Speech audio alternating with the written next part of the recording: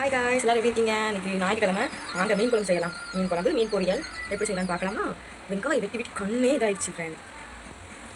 இதான் மீன் குழம்புக்கு மசாலா அரைக்கிறதுக்கு ரெடி பண்ணி வச்சாச்சு. வாங்க என்ன காய் இது? ஃபஸ்ட்டு கொஞ்சம் மிளகு போட்டுக்கோங்க. மிளகு போட்டுக்கணும். அப்புறம் கொஞ்சம் ஜீரகம் போட்டு நல்லா இதாகணும்.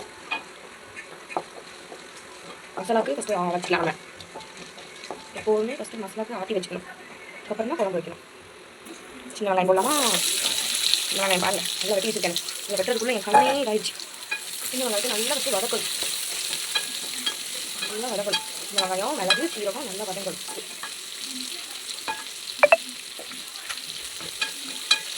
வாங்க, வெங்காயம் கொஞ்சம் ஒரு மாதிரி கலர் ஆகிட்டா இந்த மாதிரி இருக்கும்போது நம்ம வந்து தேங்காய் போட்டுக்கணும்.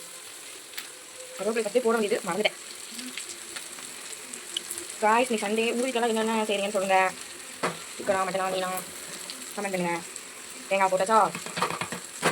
தேங்காய் போட்டு தேங்காயும் ஜேட்டு நல்லா வச்சுக்கணும். தக்காளி போடணும். தேங்காவை ஃபஸ்ட்டு போட்டு நல்லா தேங்காய் ஒரு கலரில் வரணும். அப்புறம் தக்காளி போடணும். அதுக்கப்புறம் தக்காளி போட்டிங்கன்னா சூப்பராக இருக்கும். தேங்காய் கொஞ்சம் நல்லா வதங்கணும். தக்காளி ஃபஸ்ட்டு போட்டுட்டிங்கன்னா அப்புறம் அதுக்கப்புறம் தேங்காய் போட்டிங்கன்னா நல்லா இருக்காது. இப்படி பண்ணுங்க, நல்லாயிருக்கும். கீழெல்லாம் சிந்துது. உப்பு போட்டுக்கோங்க. வதக்கும் போது உப்பு போட்டுக்கிட்டிங்கன்னா அந்த மாதிரி சட்டி கொஞ்சம் பிடிக்காது. உப்பு போட்டு வதக்கணும்னா கொஞ்சம் பிடிக்காது, நல்லாயிருக்கும். அதுக்கு தான் உப்பு முதலே கொஞ்சம் போடணும். நல்லா வதக்கிக்கோங்க. நல்லா வதக்கணும்.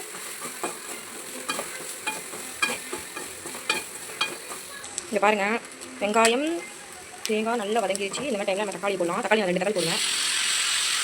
தக்காளி போட்டாச்சுன்னா தக்காளி வச்சு நல்லா வதக்கணும். தக்காளி நல்லா வதங்கினதுக்கப்புறம் மசாலா போட்டு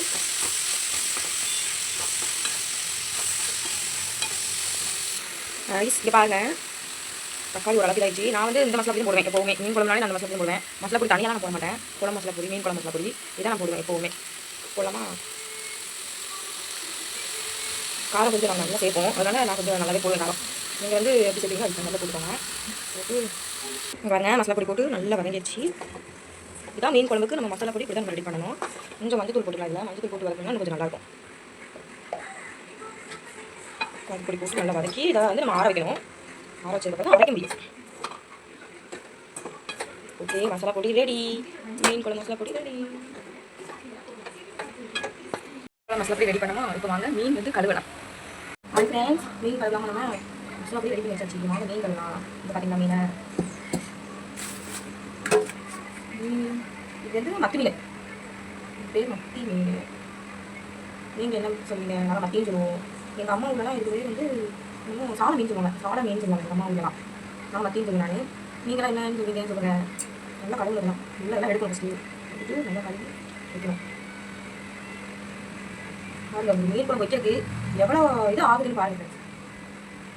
மீன் குழம்பு வைக்கணும்னா என்ன வேலை பண்ணுறது, எவ்வளோ நேரம் ஆகுது. மீன் பிஞ்சிருச்சு. அதான் கடையிலே க்ளீன் பண்ணி தந்துடுவாங்க நல்லா. இருந்தாலும் நம்ம ஒரு கொஞ்சம் நம்ம பார்த்துக்கணும்ல.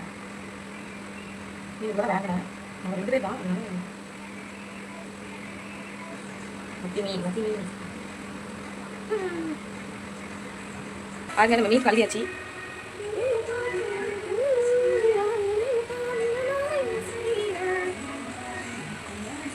பொதுவாக எனக்கு வேலை செய்யும்போது பாட்டுக்கிட்ட எனக்கு ரொம்ப பிடிக்கும். இந்த மசாலா தான் யூஸ் பண்ணுவேன். மீன் வறுவல் இது மட்டும் தான் யூஸ் பண்ணுவேன். இது லெமன் மட்டும் யூஸ் பண்ணுவேன். கொஞ்சம் நிறையா போட்டுக்குவேன். போட்டு லெமனை ஃபஸ்ட்டு புரிஞ்சு ஃப்ரெண்ட்ஸ் இங்கே பாருங்கள், நம்ம முதல்ல அரைச்சி வச்சோம்ல, நம்ம வதக்கி வச்சோம்ல வெங்காயம் போட்டு அதை அரைச்சி சட்டியில் ஊற்றியாச்சு. இப்போ வந்து புளியை ஊற்றணும். புளி கரைச்சி ஊற்றி தனியாக ஃபுல்லாக ஊற்றிடுங்க. புளி மீன் குழம்புக்கு புளி தான் டேஸ்ட்டு.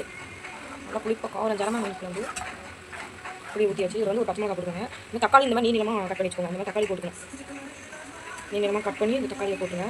போட்டு இது கிண்டி அடுப்பில் வச்சு விட்டுலாமா? உப்பு காரம் புளி எல்லாம் கரெக்டாக தான் பார்த்துட்டு அடுப்பில் வச்சு விட்டுருங்க. கொதிக்கணும். நல்லா கொதிச்சதுக்கப்புறம் தான் மீனை போடணும்.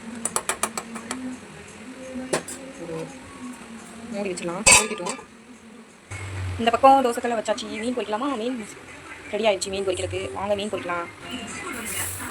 நல்லா பொரிக்க ஆவி எடுத்து டிஷ் போட்டுக்கலாம். கருவேப்பிலை போட்டுக்கோங்க. மீன் பொரிக்கும்போது எப்போவுமே மீன் பொரிக்கும்போது கருவேப்பிலை போட்டுக்கிட்டீங்கன்னா சூப்பராக இருக்கும். மனமாக இருக்கும் பொரிக்கும் போதே. எண்ணெய் ஊற்றலாம். வாங்க அதுதான் எண்ணெயை ஊற்றுற மீன் பொரிக்கிறது. ஊற்றியாச்சு. அப்போ என்ன ஊற்றணும்னு மீன் மசாலா எங்கெங்கே போகுது. மீன் திருப்பி போட்டாச்சு. எப்படி பார்த்தீங்கன்னா உடையவே இல்லை. இந்த மீன் வாங்கி போச்சிங்கன்னா உடையவே உடையாது. நல்லா சூப்பராக இருக்கும். மீன் ரெடி போச்சு. மீன் ரெடி ஆயிடும். குழம்பு பார்க்கலாமா? மீன் குழம்பு மீனை போட்டுடலாம். மீனை போடலாமா? மீன் போட்டாச்சு. லைட்டாக ஒரு கலக்க வைக்கிறது ரொம்ப போட்டாங்க. மீன் வந்து 10 நிமிஷம் வச்சா போதும். மீன் வந்து வந்துடும். மீன் குழம்பு, மீன் பொரியல். வாங்க சாப்பிடலாம். நீங்கள் என்னென்ன சாப்பிட்றீங்கன்னு சொல்லுங்கள். மீன் குழம்பு கொதிக்குது. ஹாய் ஃப்ரெண்ட்ஸ், குழம்பு கொதிக்குது. மீன் ரெடி. சரிங்களா? என்னெல்லாம் பிரிஞ்சு வந்து நிற்கிறா. மீன் குழம்பு ரெடி. மீன் பொரியலும் ரெடி. மீன் குழம்பு தாளிச்சிடலாமா இப்போ?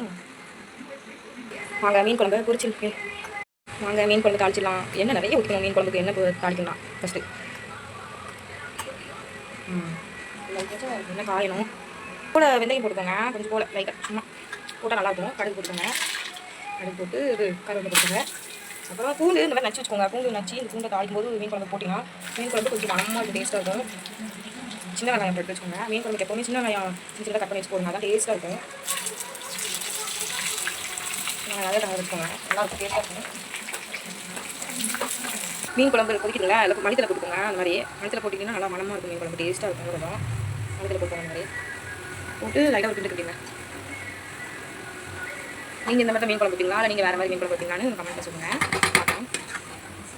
தாளிக்கிறது பாருங்கள். இந்த மாதிரி இருக்கணும். தாளிச்சு நல்லா கழுகு விடணும். சின்ன வெங்காயத்தை அப்புறம் தாளிக்கும் போது டேஸ்ட்டாக இருக்கும். தாளிக்கும் போது செம்ம டேஸ்ட்டாக இருக்கும். இந்த மாதிரி இருக்கணும். இந்த மாதிரி அடிச்சுன்னா ஆஃப் பண்ணிட்டு அடிச்சிங்கன்னா ஊற்றிங்க. சட்டி இந்த மாதிரி பண்ணி ஊற்றுங்க. நல்லாயிருக்கும். மீன் குழம்பு ரெடி. தாளிச்சாச்சு. அப்படி சூப்பராக இருக்குங்களா? பார்க்கக்கே வாங்க சாப்பிடலாம் எல்லோரும். மீன் குழம்பு ரெடி. மீன் குழம்பு ரெடி. மீன் பொரியல் ரெடி. பாய் ஃப்ரெண்ட்ஸ், வாங்க சாப்பிடலாம். மீன் குழம்பு மீன் பொரியல் ரெடி. வாங்க சாப்பிடலாம்.